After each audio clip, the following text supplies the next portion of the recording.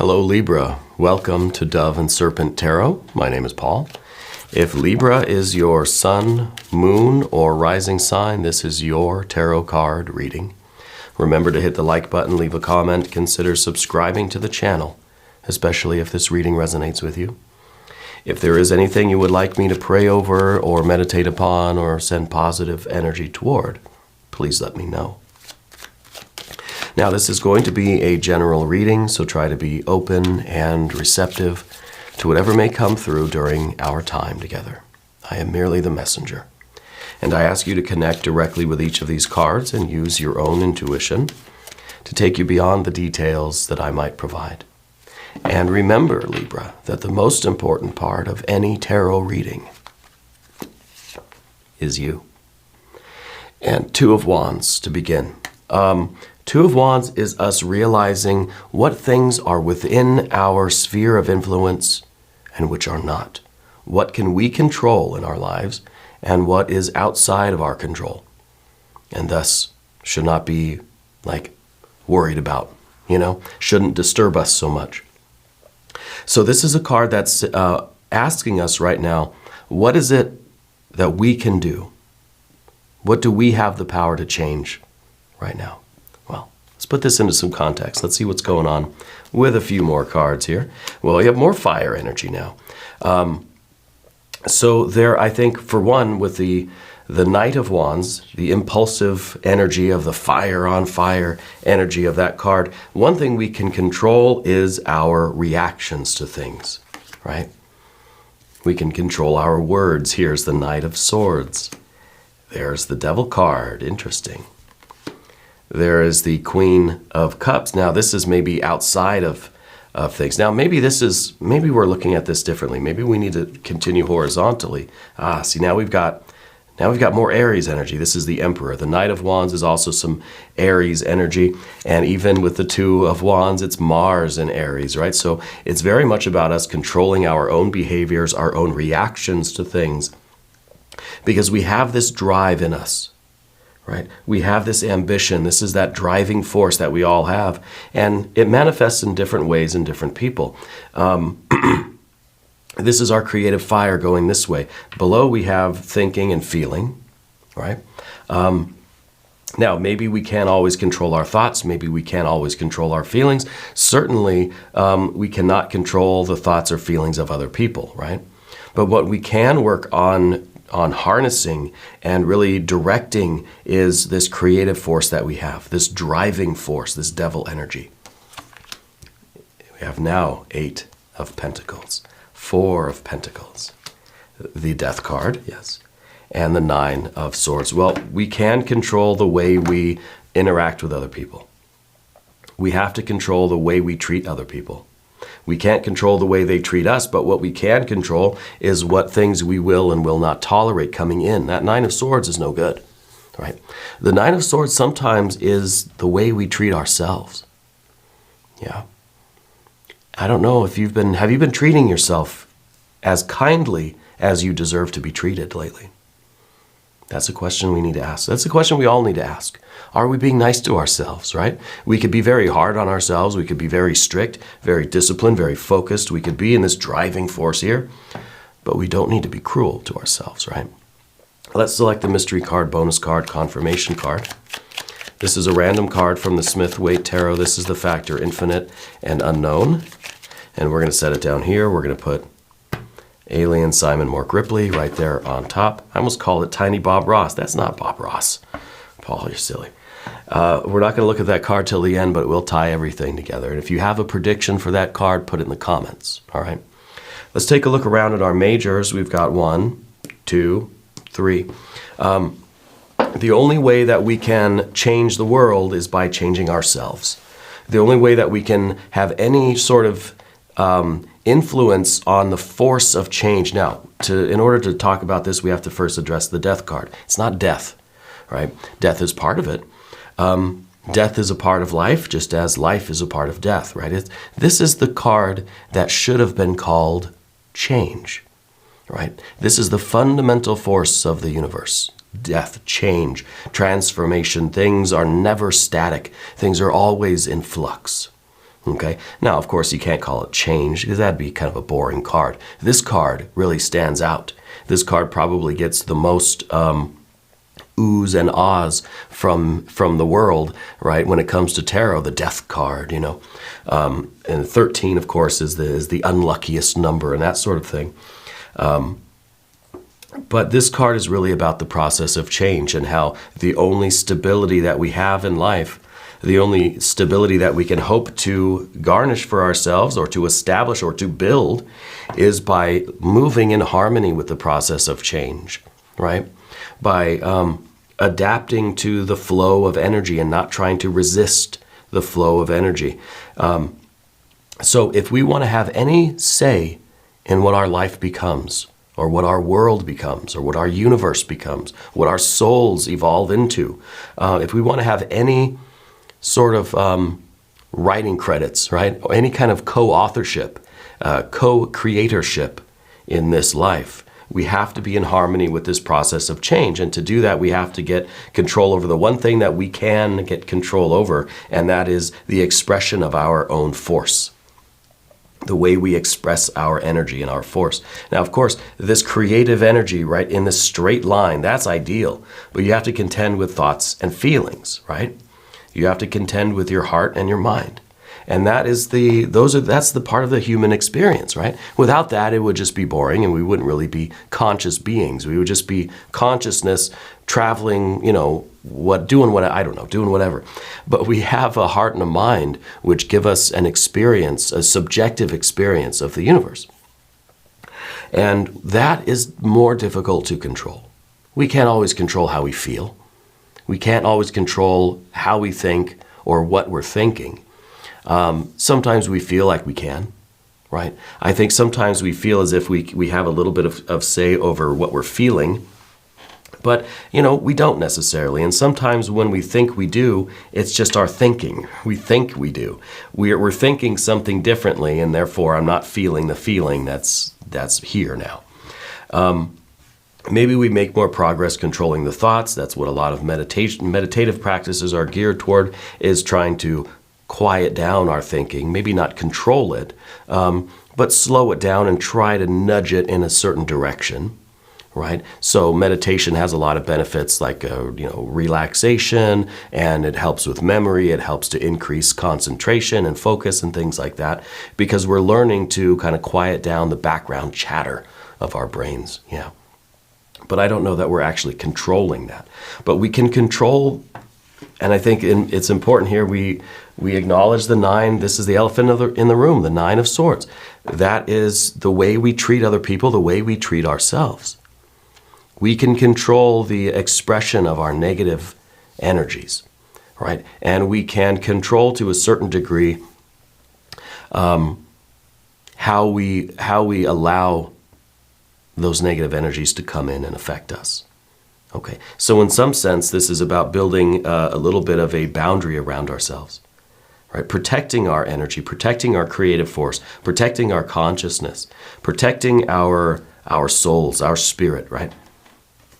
And allowing kind of the least resistance from our thinking and our feeling so that we can manifest the kind of life that we can be co-creators with the universe, right? If we can control this fundamental driving force, this is our creative drive, but it sometimes can be misdirected, or it can be kind of left to its own devices, and then it can become an aggressive drive, or it can become a pleasure-seeking drive, right? It can get a little out of hand, a little bit out of control, right? So the Emperor is the one that is in the best position to have any kind of control over our spirits, right? Over our kind of human nature.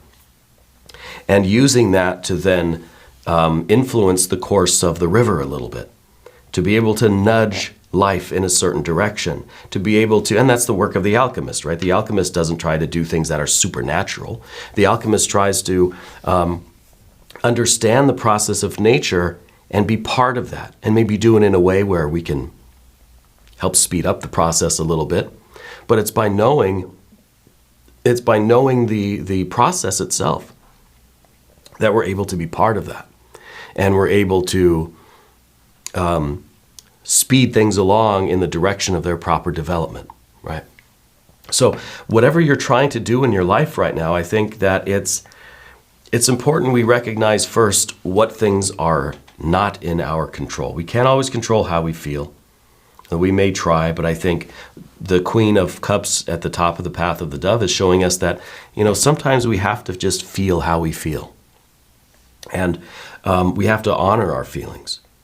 And I think that the more we try to fight against what we're feeling, the more difficult the process is, right? It gets us further out of touch with the ultimate goal, which is to direct our energy of our being to a certain achievement, a certain accomplishment, long-term goals, a certain evolution. You have a direction that you want your life to go, right? If we're fighting against how we feel, or if we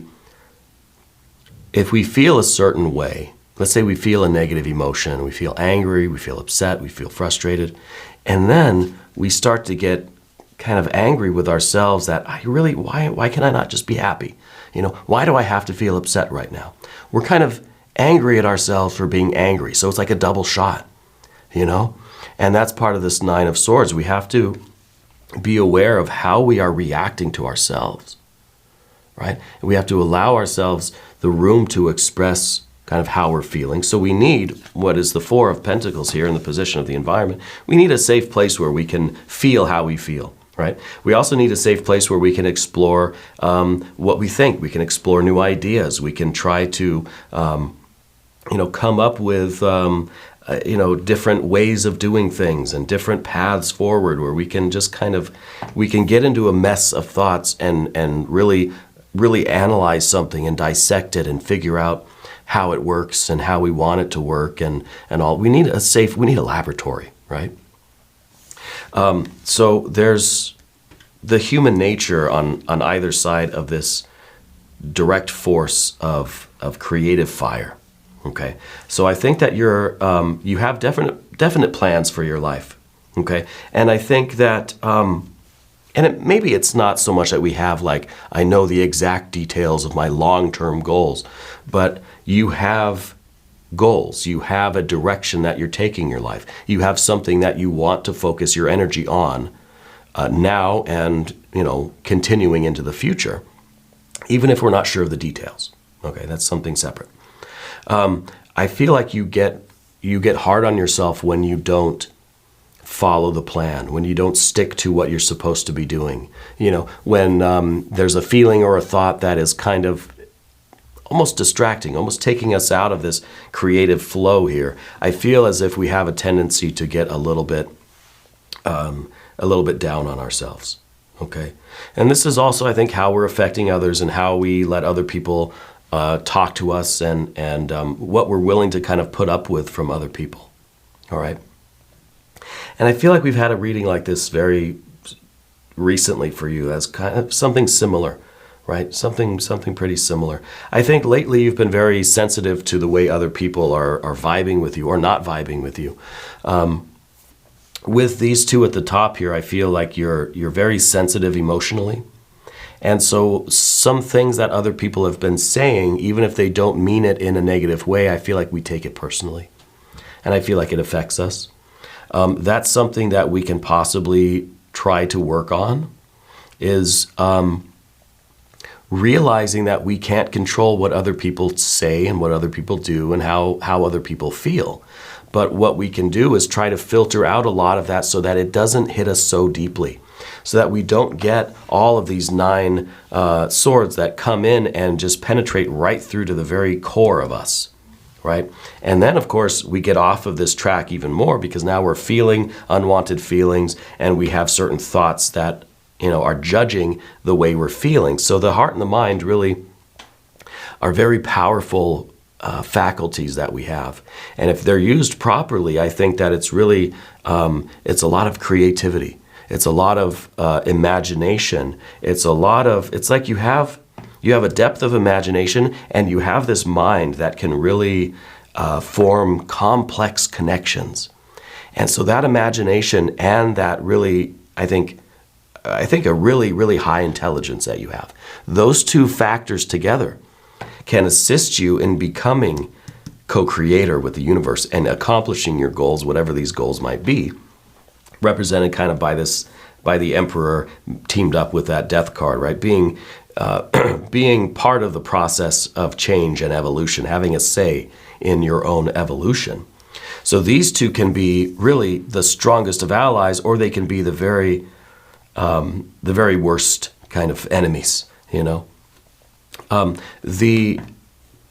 The Knight of Wands is a card that can be very impulsive and very reactionary. And this is kind of our response when other people do something unfair or do something that we don't appreciate, and we just kind of throw it right back at them. We have a kind of an automatic reaction, you know.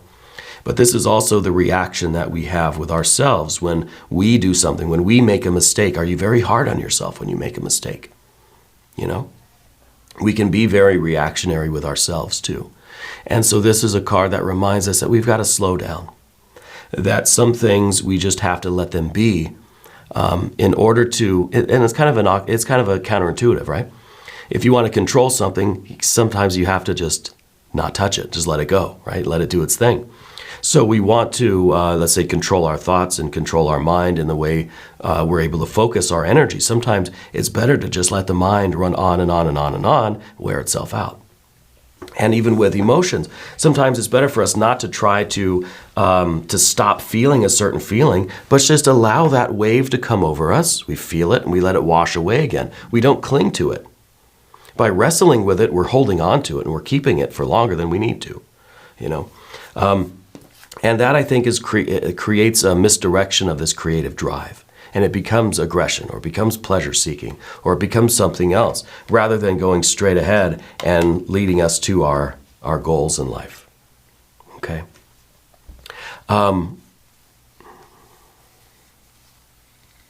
Yeah, so back to the original idea with the Two of Wands.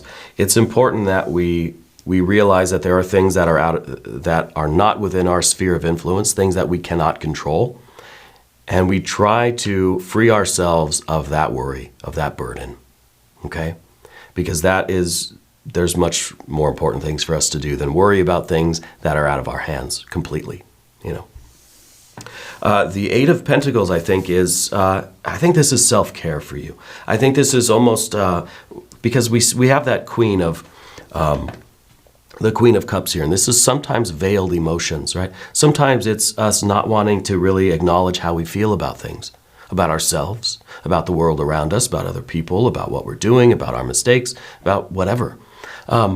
So we have to kind of lift this veil from ourselves. We have to be willing to look at ourselves internally and feel what we feel. And that takes really a radical self-acceptance, a radical self-love, radical self-care, okay? And I think the Eight of Pentacles is this is the right mode for you right now. I think this is you taking care of yourself. I think this is you trying to be very gentle with yourself, right? Not trying to rush forward with things, not being harsh, not being reactionary, just being gentle, just letting things happen as they are happening, kind of a hands-off approach. You know, if you're growing a garden, right? You don't meddle too much. You do what you need to do, but you don't get all handsy with your vegetables, right? You just let them grow. They know what to do. You know? So in a way, we have to be that way with ourselves. We just have to, if I'm feeling a certain way, if I'm in a certain behavior, I don't have to be so harsh and strict with myself. I can just be easy and gentle, give myself a nudge, you know, back to what I'm supposed to be doing or what my intentions are. And I think this is a way towards self-mastery, right? This is a way of personal development. You know, and it's just the same as growing, you know, a garden of vegetables or fruit or flowers or whatever. We don't meddle too much in that. We have kind of a less is more approach, right? But I think this is very much needed for you right now, and I think that this is also very much a body awareness, right? Body awareness. I think that we have to have boundaries. Here's the Four of Pentacles. You have to have boundaries, and you have to have body awareness. You have to know how is your body feeling right now, okay? We could be in these very extremes of thoughts and feelings, and maybe we don't have that connection with the physical vessel of our consciousness, you know. So we have to make space. We have to create a safe place for us to feel how we feel physically, right? And also we then wonder how much of our emotions are because of physical things, how much of our physical things are because of emotions, right? There's a reason why the word feelings is also, you know, feeling things with my senses, but then also feeling things emotionally. It's the same word, right? And it's, I think they're very intimately connected. You know, like when you're in a bad mood and then suddenly you start getting a lot of aches and pains, right? It goes back to the kid who's having a hard time in school and they get a stomach ache, you know, the next morning they don't want to go, right? And I believe that kids literally have the stomach ache, right? But they don't realize that it might be caused by an emotional state, you know, something that they don't really have the emotional intelligence yet to acknowledge that and to be aware of that. I think the Queen of Cups is us striving for that emotional intelligence, lifting the veil of our own emotions and striving for that kind of transparency with ourselves, you know. I think that between these two cards as well, I think you're being very honest about how you feel and you're being very decisive. And I think it's important for you to do that. And whatever situation you're in right now,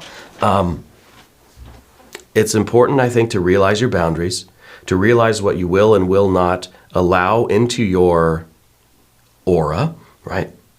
Be honest with how you feel and make a decisive action. But don't act impulsively. Don't try to use this fire energy here to control how someone else is behaving. You know, we can't expect the other person to change and start treating us better. What I've got to do is take myself away from that person.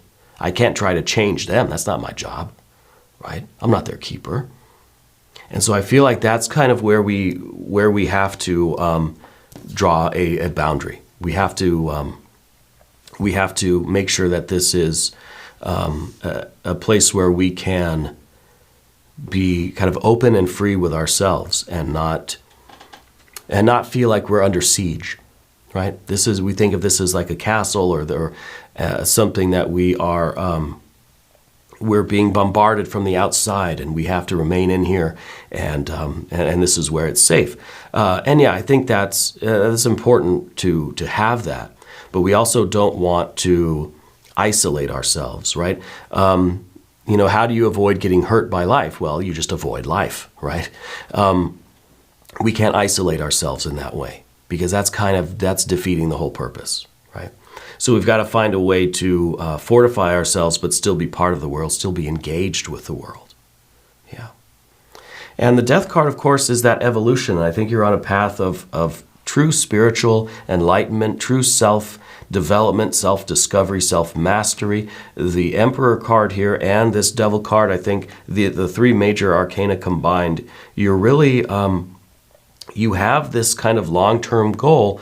And I think that it's kind of a long-term change, and maybe we don't know exactly what we're becoming, but we know that we're becoming. It's not so much about the end state, it's about that becoming, right? It's about that journey, that process in the middle, in between the two poles of energy, between then and in the future. This is where, this eternal moment is where the change is taking place, right? And maybe we don't know where we're going to end up, and that's fine. But the Emperor is saying that we're striving for control of our faculties. We're striving for the full integration of our powers, right? And it's a difficult process. Of course, we've got that Nine of Swords. It really is important how we treat ourselves and how we treat others. See, we can't control what other people do, but we can control to a certain degree what we do, right? And we certainly don't want to, if somebody's treating us poorly, well, we don't want to start treating other people poorly, right? We don't want to take in that energy and then start giving it out. You know, the bully is always someone that was themselves bullied, right? But neither do we want to take in that energy from that bully and then we start bullying ourselves, right? I mean, in a way, that's even worse, right? And I think usually it happens, both things happen at the same time. Let's do a Metatron Oracle card before we look at the mystery card, okay? Now, I don't know what situation you're in now. I don't know if, I don't know exactly if this is something that is going on right now. We do have the 3 court cards right down the middle there. So I wonder if this is something that's kind of currently an issue for you, right? If there are maybe people in your life right now that aren't really respecting your boundaries. Let's see what we've got. Kundalini, untapped energy. Yes, see, this is the Kundalini. This is that force right here, that Kundalini awakening. This is going this way, right? This is going this way toward your future, toward evolution in this kind of horizontal manner. This is that kind of awakening, right? Full chakra activation, the Kundalini force is rising. And I think it's represented in this horizontal way because it is taking you linearly through time and space, you know. It's taking you to, to this future of the kind of self-mastery, right? We see with the Emperor, this is someone that has control over their drives, their appetites, their ambitions, and the devil energy is just raw drive, right? Raw hunger. And this is someone that has control over that and can use it to direct our life in the way we want it to go, right? To become who we want to become. Let's look at the mystery card. What I'm hoping for here is, well, gosh, I don't know. I'd like to see some water energy. I'd like to see really a healthy, happy 9 or 10 or 6 even of cups. Yeah, let's see what we've got. Well, we've got a King of Pentacles. The King of Pentacles is exactly who is inside this tower, this 4-walled castle here, right? It's fixed earth energy. This is somebody that I think is fortifying themselves, is not being so influenced by the world around them, is coming to understand their own powers, their own spirit and soul, their own energy, their own nature, rather than allowing themselves to just be pushed and moved and pulled and guided and tossed around by the energy outside, right? Which is really the difference between someone who is just kind of at the mercy of the death card, that energy of change in the universe, that we're just victims of change and circumstance and there's really nothing we can do and it's just chaos and we're just being tossed around like a cork on the ocean. Rather than that, it is someone who is aware of their own spiritual energy, their own force, their own creative self, and they are they're working in tandem with this force, right? And it's not that it's not an either or thing. It's not that we are we're overcoming the process of change of the universe, which I think is a mistake that a lot of us have made. You know, thinking that we can overcome the process. And this is in all these things that we try to stop, we try to halt death, right? We try to slow down the natural aging process. We try to reverse the aging process, and we strive for this kind of what we think is a physical terrestrial immortality. But what we really want to do is work in tandem with this force. This is the unstoppable force of the universe. Now, we're either getting run over by this, or we're jogging side by side with it, right? And kind of trying to kind of nudge it in a little bit of a direction, just a tiny little nudge in a way that is kind of where we want to be, right? And so I think that this is that confidence, this is that fixed power that we have in us. Yeah. Anyway, let's do an extended reading. Libra, if you want to stick around, there's a link up top. There's one down below. New readings for Libra every Wednesday and Saturday, 6 a.m. Chicago time. If you haven't subscribed yet, please do. It is totally free. Does not cost you anything. And if you are subscribed, make sure you are still subscribed. There have been reports of people being unsubbed from their favorite channels on YouTube. So just make sure you're still subbed to the channel. You can get the notifications for the new readings. And leave a comment. Let me know where in the world you're watching from. I want you to know that you're the most important part of Dove and Serpent Tarot. I thank you and I love you. And we're all in this together.